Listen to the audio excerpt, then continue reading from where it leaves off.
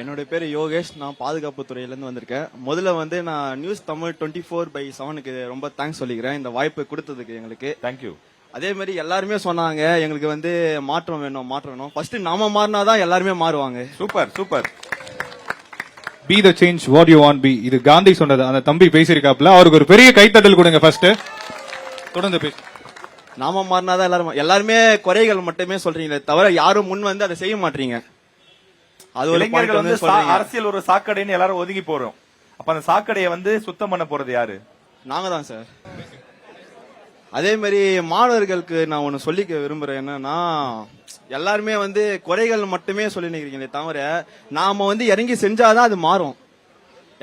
எல்லாமே மொத்தம் டிஃபெண்ட் பண்ணி நம்ம வாழல வந்து அதை ஃபர்ஸ்ட் நம்ம வந்து அண்டர்ஸ்டாண்ட் பண்ணினு நீங்கள் யாரோ செய்ய வேண்டியதை நாம இறங்கி ஃபர்ஸ்ட் செஞ்சாதான் நம்மள பார்த்து இன்னும் செய்யறதுக்கு ஆள் வருவாங்க. நாம தான் அந்த மாற்றம் அப்படிங்கிற தம்பி சொல்றாப்ல. எஸ் தொடர்ந்து.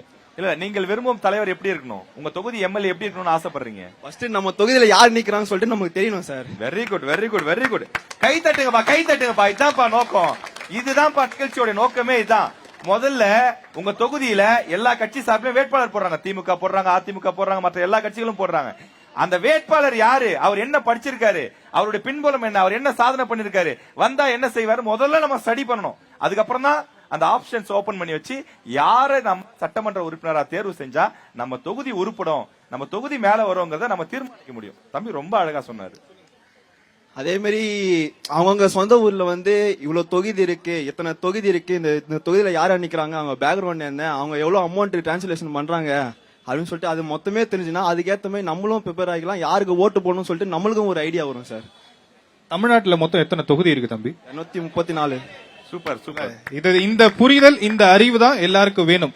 ராஜேஷ் சொல்ற மாதிரி, இந்த மாணவர் சொல்ற மாதிரி நம்ம இடத்துல யார் இருக்காங்க நம்ம தெரிஞ்சு நாம சிந்திச்சு வாக்களிச்சாதான் நம்ம ஆளக்கூடியவர் தகுதியானவரா இல்லையான்றதை சிந்திச்சு வாக்களிக்க வேண்டியது முக்கியம். என் பேர் மகாலட்சுமி. நாங்க தமிழ் துறையில வந்திருக்கோம். நான் விரும்பும் முதல்வர் எப்படி இருக்கணும்னா மக்களோட மக்களா எளியவரா இருக்கணும், மக்களுடைய கஷ்டத்தை புரிஞ்சு கொள்ளுறா இருக்கணும்.